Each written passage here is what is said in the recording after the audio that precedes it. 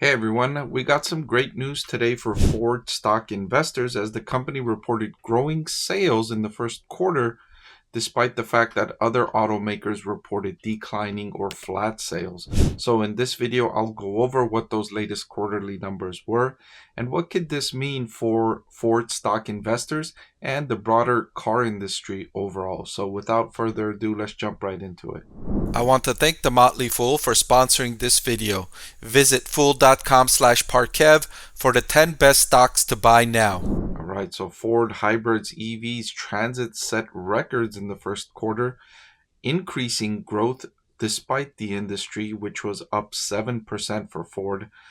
Overall, hybrid vehicle sales were up 42% for the best quarter ever for Ford as consumers are looking for options other than electric vehicles. Now, that doesn't mean the company's EVs aren't doing well.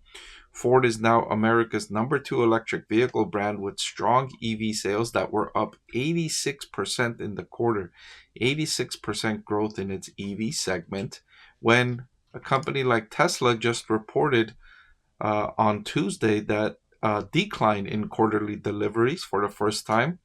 They missed Wall Street estimates. That's despite the fact that Tesla had cut prices significantly in the last year. Tesla's deliveries declined by 8.5% in the first quarter from a year ago. So Ford is reporting EV sales that are up 86%, while Tesla is reporting quarterly EV sales that are down 8.5%. So which one is the growth EV company, right? This is what I've been talking about for a couple of years now, that if investors wanted to capitalize on the growth in EVs, why not choose a company like Ford or GM or Stellantis instead of going with a company like Tesla, which its valuation was already significantly higher and still is? I can share that with you here. Ford is trading at a forward price to earnings of 7.409, while Tesla's trading at a forward price to earnings of 40.76.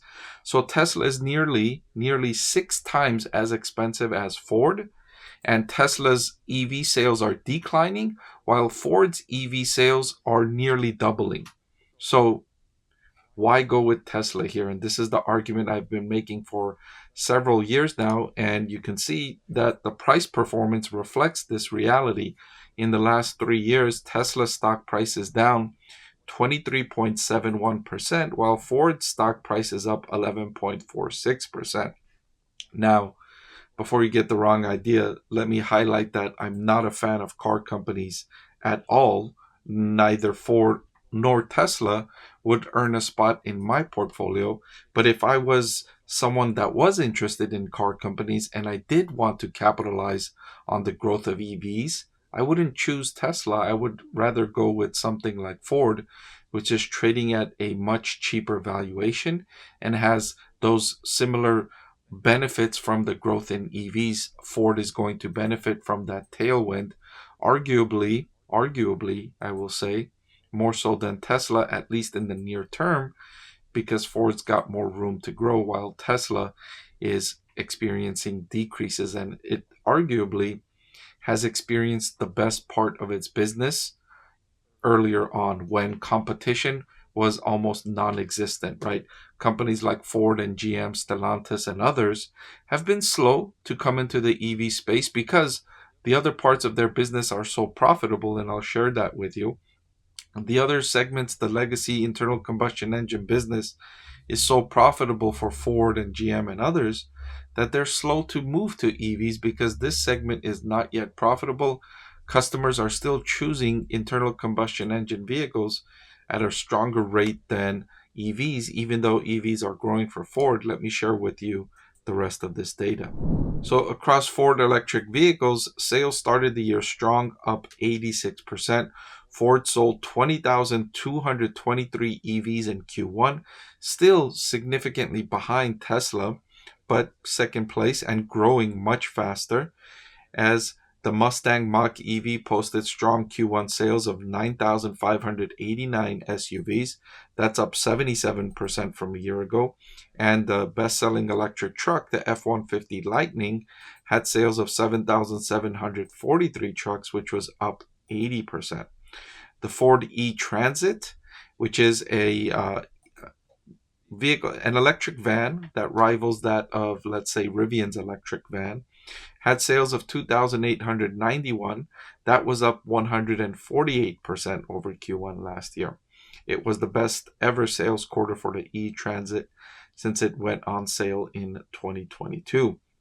So growth across its EV segment is robust, to be sure, and that's coming on the heels of Tesla reporting decreasing electric vehicle sales, Rivian reporting flat year-over-year electric sales, other companies, other smaller EV companies struggling to find growth because now the big boys, Ford, GM, Stellantis, and others, are starting to ramp up production of their own electric vehicles, and they're taking market share. They're taking market share. Even if, competitively speaking, if you compare Ford's, Mustang Mach-E versus a Tesla similar class for the similar price, maybe the Mustang is behind Tesla in terms of performance metric. Still, when customers go out shopping, some customers are choosing Ford instead of Tesla. And even though, despite the performance disadvantages, they'll still choose Ford because of one reason or another, right? Because maybe they're loyal to the Ford brand. Maybe their family has had a Ford for generations and they're not going to buy a Tesla. They're going to stick with Ford. Maybe they like the way the Ford Mustang Mach-E looks in favor of what the Tesla looks like or what a Rivian looks like. So with these legacy automakers coming out with their own models now and really focusing on electric vehicles a little bit more than they were before, that's going to be a really big headwind for some of these newer EV startups like Rivian and Lucid and Tesla, as you saw in the latest quarter, Tesla's sales declining year over year. Now, it's important to put this into context, right? While Ford sold 20,200 electric vehicles in the quarter, which was up 86%, still, it's a small fraction of the total 508,000 vehicles the company sold in the quarter. 6.8% growth overall. The EV segment grew 86%, the hybrid segment grew 42%, and the internal combustion engine segment grew 2.6%. They sold 449,000 internal combustion engine vehicles. So a large percentage of folks are choosing internal combustion engine vehicles instead of electric vehicles. Even though that segment is growing, it's still a small fraction of the overall car industry. It's less than 1/10 of all sales in the US in terms of the component of auto sales. So it's growing, but it's not a significant percentage of the overall car market just yet. And so Ford demonstrating better performance there. And if you look at the operating profit margin, Ford is catching up now and closing the gap to Tesla. For the better part of the last decade, Ford had a better operating profit margin than Tesla.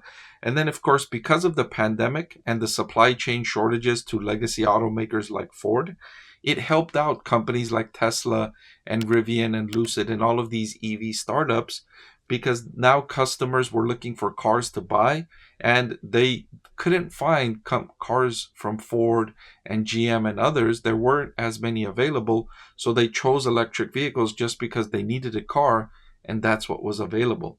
But now that supply is increasing again and supply chain shortages have eased, the balance is shifting back towards internal combustion engine vehicles and favoring companies like Ford in against competition against Tesla. And you can see that the operating profit margin, that gap is now returning. It's closing. You can see Tesla's operating profit margin falling very quickly, and Ford is maintaining and growing a little bit. Overall, still not very strong profit margins here for these large car companies, and one of the reasons why I dislike investments in these car companies. But if you're going to choose one, why not choose the one with a fraction of the valuation and not already pricing in all of these excellent forecasts into the future. Before I let you go, let me tell you about the greatest deal on YouTube. With just a click of a button, you can get free financial analysis from a professor with decades of investing experience. So what are you waiting for? Hit that subscribe button, and I'll see you again soon.